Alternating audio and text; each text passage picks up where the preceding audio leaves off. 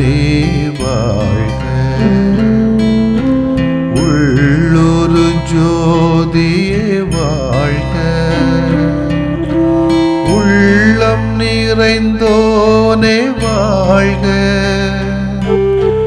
நீங்காதொருவனே வாழ்க.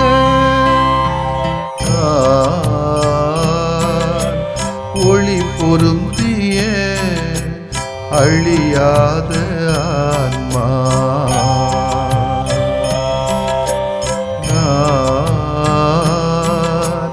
ஒளி பொருந்திய அழியாத ஆன்மா.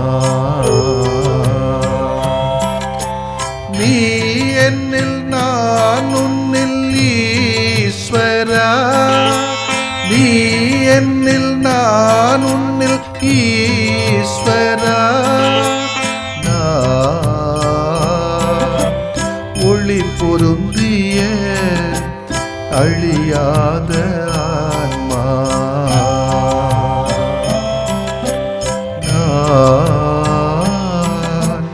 ஒளி பொருந்திய அழியாத ஆன்மா.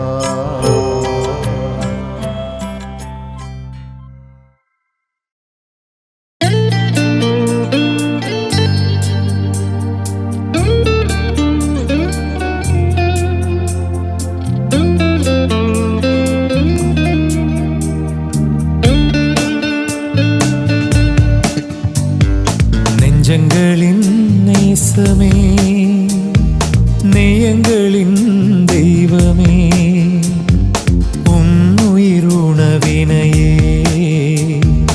உவந்தென்னில் உறைந்தவரே, உம்முடன் வாழ்வது உறவினில் இனியதுவே. இயேசுவே, இயேசுவே, நெஞ்சங்களின் நேசமே, நேயங்களின் தெய்வமே, உன்னுயிருணவினையே, உவந்தென்னில் உறைந்தவரே, உம்முடன் வாழ்வது உறவினில் இனியதுவே. இயேசுவே, இயேசுவே, நெஞ்சங்களின் நேசமே.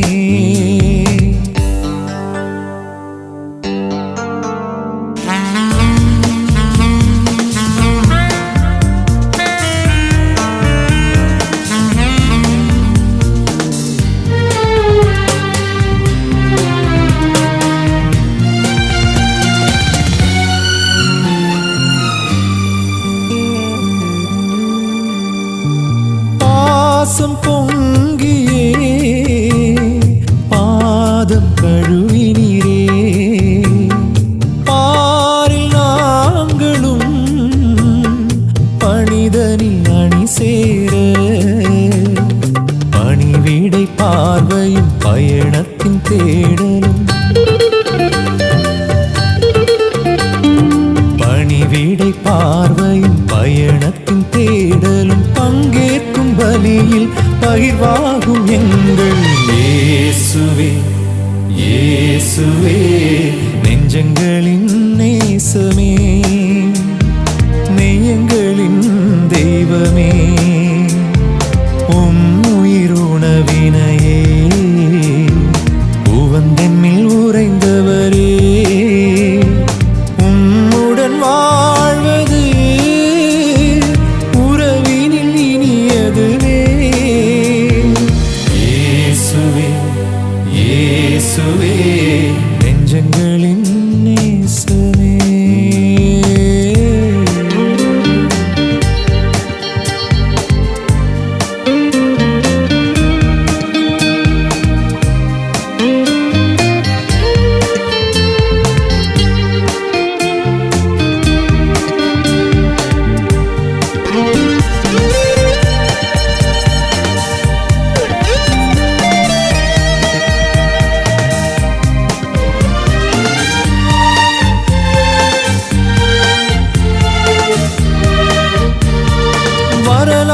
திசை மாறவே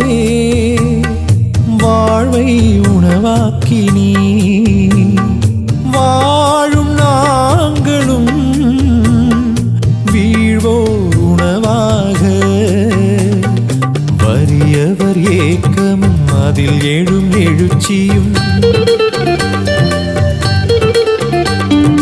வறியவர் ஏக்கமும் அதில் எழும் எழுச்சியும் வரும் காலம் உயர வலுவூட்டும் உணவே இயேசுவே இயேசுவே நெஞ்சங்களின் நேசமே நெய்யங்களின் தெய்வமே உயிருணவினையே உவந்தென்னில் உறைந்தவரே உம்முடன் வாழ்வது உறவினில் இனியதுவே இயேசுவே இயேசுவே நெஞ்சங்களின் நேசமே.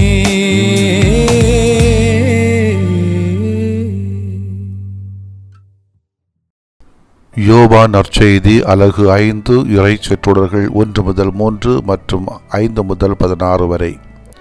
யூதர்களின் திருவிழா ஒன்று வந்தது. இயேசுவும் எருசலேமுக்கு சென்றார்.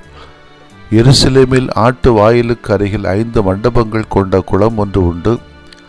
எபிரேய மொழியில் பெத்சதா என்பது அதன் பெயர். இம்மண்டபங்களில் உடல்நலமற்றோர், பார்வையற்றோர், கால் ஊனமுற்றோர், முடக்குவாதமுற்றோர் ஆகியோர் திரளாய் படுத்து கிடப்பர். 38 ஆண்டுகளாய் உடல்நலமற்றிருந்த ஒருவரும் அங்கிருந்தார். இயேசு அவரை கண்டு நெடுங்காலமாக அவர் அந்நிலையில் இருந்துள்ளதை அறிந்து, நலம் பெற விரும்புகிறீரா என்று அவரிடம் கேட்டார். ஐயா, தண்ணீர் கலங்கும் போது என்னை குளத்தில் இறக்கிவிட ஆளில்லை. நான் போவதற்கு முன் வேறு ஒருவர் இறங்கி விடுகிறார் என்று உடல்நலமற்றவர் அவரிடம் கூறினார். இயேசு அவரிடம், எழுந்து உம்முடைய படுக்கை எடுத்துக்கொண்டு நடந்து செல்லும் என்றார். உடனே அம்மனிதர் நலமடைந்து தம்முடைய படுக்கை எடுத்துக்கொண்டு நடந்தார். அன்று ஓய்வு நாள். யூதர்கள் குணமடைந்தவரிடம், ஓய்வு நாளாகிய இன்று படுக்கை எடுத்துச் செல்வது சட்டத்திற்கு எதிரான செயல் என்கிறார். அவர் மறுமொழியாக, என்னை நலமாக்கியவரே உம்முடைய படுக்கை எடுத்துக்கொண்டு நடந்து செல்லும் என்று என்னிடம் கூறினார் என்றார். படுக்கையை எடுத்துக்கொண்டு நடந்து செல்லும் என்று உம்மிடம் கூறியவர் யார் என்று அவர்கள் கேட்டார்கள். ஆனால் நலமடைந்தவருக்கு அவர் யார் என தெரியவில்லை. ஏனெனில் அவ்விடத்தில் மக்கள் கூட்டமாக இருந்ததால் இயேசு அங்கிருந்து நழுவி போய்விட்டார். பின்னர் இயேசு நலமடைந்தவரை கோவிலில் கண்டு, இதோ பாரும், நீர் நலமடைந்துள்ளீர். இதைவிட கேடானது எதுவும் உமக்கு நிகழாதிருக்க இனி பாவம் செய்யாதீர் என்றார். அவர் போய் தம்மை நலமாக்கியவர் இயேசு என்று யூதர்களுக்கு அறிவித்தார். ஓய்வு நாளில் இயேசு இதை செய்ததால் யூதர்கள் அவரை துன்புறுத்தினார்கள். ஆண்டவரின் அருள்வாக்கு. இறைவா உமக்கு நன்றி. கிறிஸ்து இயேசுவிலே பிரியமுள்ளவர்களே, யாராவது நம்மை முதலிலே பார்த்தாலோ அல்லது மருத்துவமனையில் சென்று நோயாளர்களை சந்தித்தாலோ முதல்ல கேட்கக்கூடிய கேள்வி என்னவாக இருக்கும்? நல்லா இருக்கீங்களா, நலமாக இருக்கீங்களா, இல்லைன்னா ஜெபிச்சுக்கிறேன், நலம் பெற வாழ்த்துகிறேன் என்று சொல்லுவார்கள். ஒரு மருத்துவமனையில் இது என்ன கேள்வி? உடல்நலமற்றோர், பார்வையற்றோர், கால் ஊனமுற்றோர், இதய நோய், மனநோய், மன அழுத்தம் உள்ளவர்கள், முடக்குவாதமுற்றோர்கள் இவர்கள் கூடியிருக்கின்ற இடத்தில் இது என்ன கேள்வி? எல்லா மனிதனுக்கும் ஏதோ ஒரு விதத்திலே ஒரு கேள்வி தேவைப்படுகிறது. இவ்வுலகில் வாழும் நாம் அனைவரும் மண்டபத்தில் படுத்து கிடப்பவர்கள் தான் போல இருக்கிறது. ஒவ்வொருவருக்கும் ஒரு நோய், அவ்வளவுதான் வேறுபாடு. ஏதோ ஒரு வரிசையில் எதற்கோ காத்திருக்கிறோம். உடலில் நோய், பணத்தில் நோய், மனத்தில் நோய், உணர்வில் நோய், உள்ளத்தில் நோய், உறவுகளில் நோய், விபத்தில் நோய், இயற்கையில் நோய். நம்மை நாமே அருள்நிலையில் வைத்திருந்தால் எல்லாவற்றிலும் நமக்கு முதலிடம் கிடைத்திருக்கும். 38 ஆண்டுகள் காத்திருக்க வேண்டிய அவசியம் இல்லையே. இருப்பினும் மனம் சோர்ந்திட வேண்டாம். நம்பிக்கையோடும் விசுவாசத்தோடும் இருப்போரை கடவுள் கைவிடுவதில்லை. அவரை தேடி வருகிறார். சில சமயங்களில் ஆண்டாண்டாக துன்பம் நம்மை தொடர்ந்து வரலாம். 38 ஆண்டுகள் அடுத்தவனோடு போட்டி போடவும் நமக்கு துணிவு, திறமை, வசதி இல்லாமல் இருக்கலாம். நல்லவர்கள் 4 பேர் நமக்கு உதவி செய்ய முன் வராமல் இருக்கலாம். கவலைப்பட வேண்டாம், மனம் சோர்ந்து போக வேண்டாம். தெய்வம் உன்னை தேடி வரும் நேரத்திலே தயாராக இரு மகனே மகளே என்றுதான் இந்த வார்த்தையை இறக்க சொல்கிறார். கடவுள் உன்னிடம் நலம் பெற விரும்புகிறீரா என்று கேட்கும்போது உன் உடலும் உள்ளமும் தயாராக இருக்கட்டும். எத்தகைய நோயோடு குறையோடு தேவையோடு இருந்தாலும் சரி, நம் ஆண்டவர் இயேசு நமக்கு தருவார். நம்பிக்கை கொள்வோம், தயாராக இருப்போம்.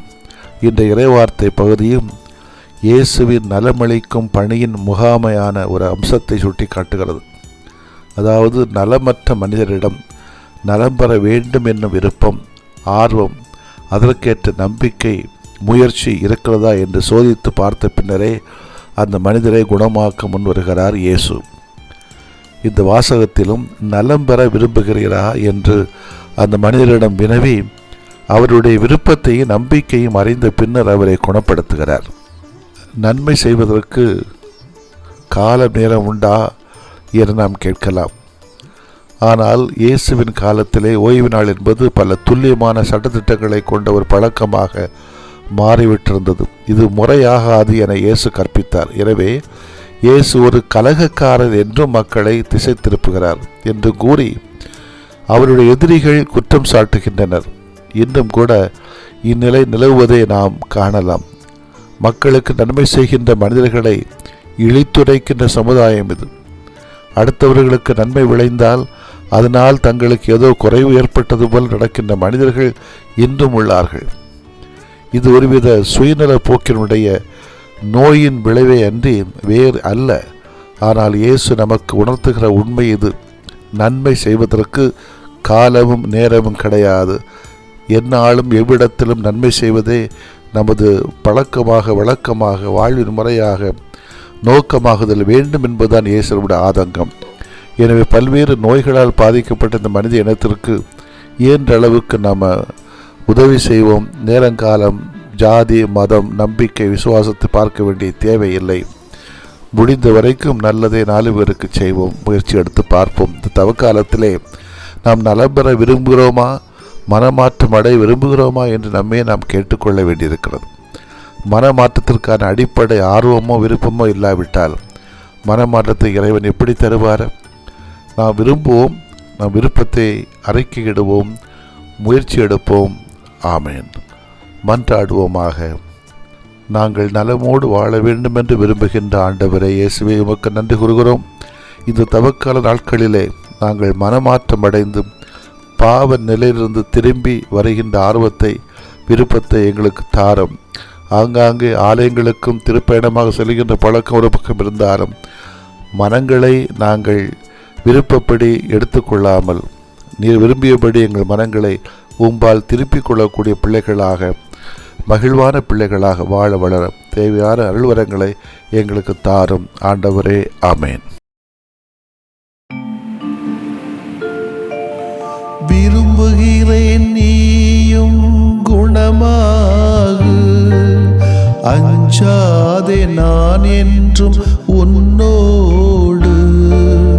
விரும்புகிறேன் நீயும் குணமாகு, அஞ்சாதே நான் என்றும் உன்னோடு.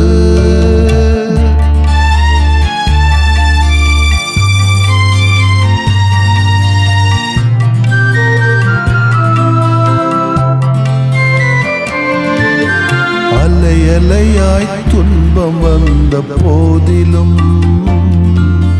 அரவணைத்து காக்கும் எங்கள் அன்பு தெய்வமே. அலையலையாய் துன்பம் வந்த போதிலும் அரவணைத்து காக்கும் எங்கள் அன்பு தெய்வமே.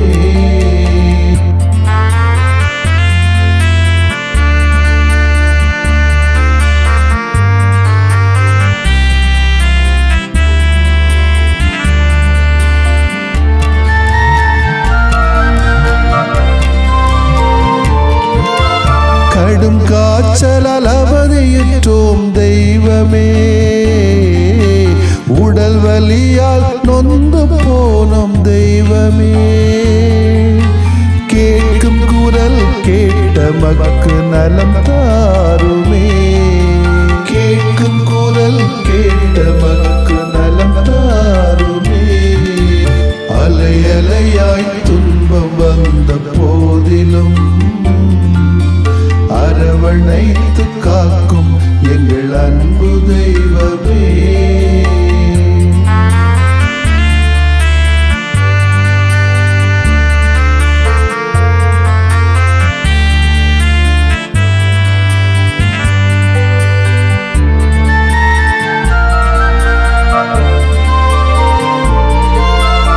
உள்ளம் நிறைவை இழந்து நின்றோம் தெய்வமே.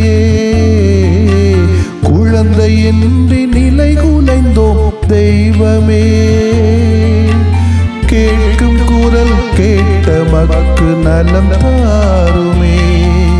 கேட்கும் குரல் கேட்ட மக்கு நலம் தாருமே. அலை அலையாய் துன்பம் வந்த போதிலும் அரவணைத்து காக்கும் எங்கள் அன்பு தெய்வமே.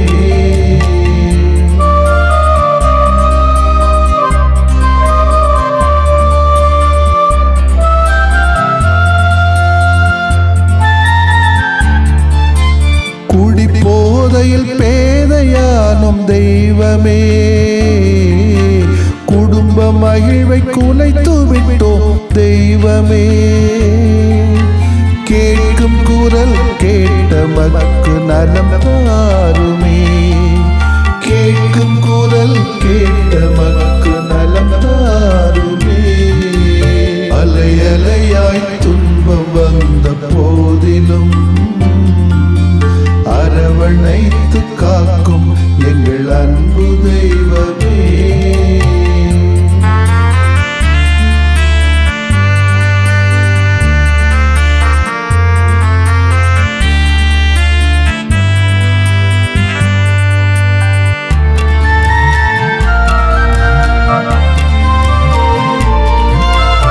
புற்று நோயால் பலமிழந்தோம் தெய்வமே. தொற்று நோயால் நிம்மதி இழந்தோம் தெய்வமே. கேட்கும் குரல் கேட்ட மக்கு நலம் தாருமே. கேட்கும் குரல் கேட்ட மக்கு நலம் தாருமே. அலை அலையாய் துன்பம் வந்த போதிலும் அரவணைத்து காக்கும் எங்கள் அன்பு தெய்வமே. அலை அலையாய் துன்பம் வந்த போதிலும் அரவணைத்து காக்கும் எங்கள் அன்பு தெய்வமே.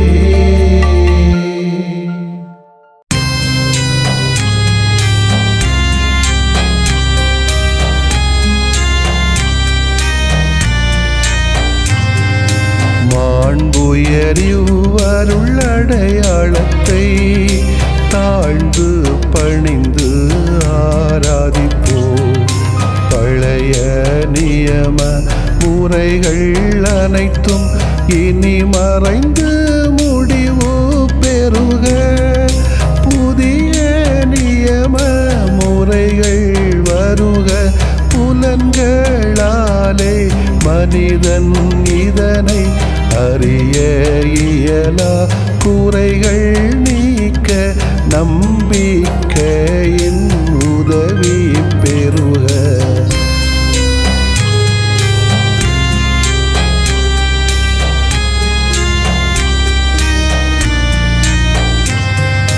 தந்தை அவர்க்கும் மகன் அவர்க்கும் புகழ்ச்சியோடு வெற்றியாக்கும். மீட்பின் பெருமை மாட்சிமையோடு வலிமை வாழ்த்து யாவுமாக. இருவரிடமாய் வருகின்றவராம் தூய ஆவியானவர்க்கும்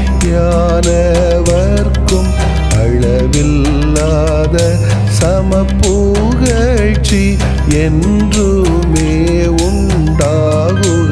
ஆமென்.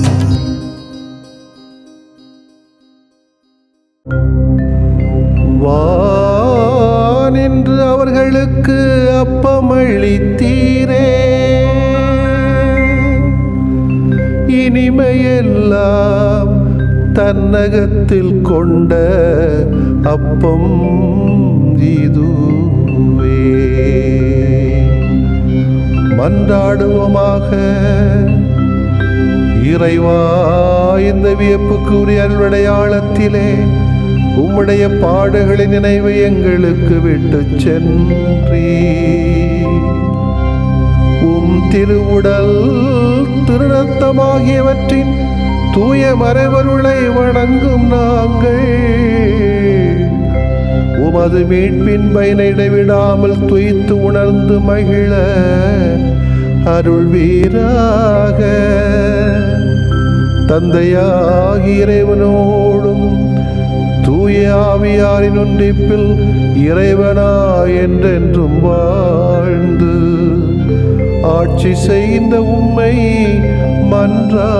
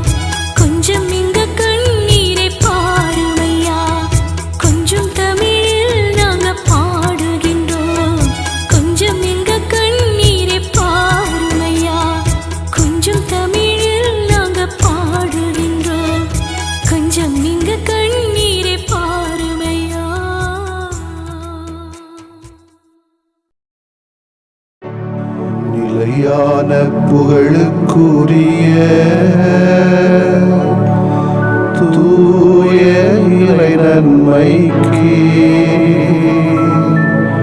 எல்லா காலமும்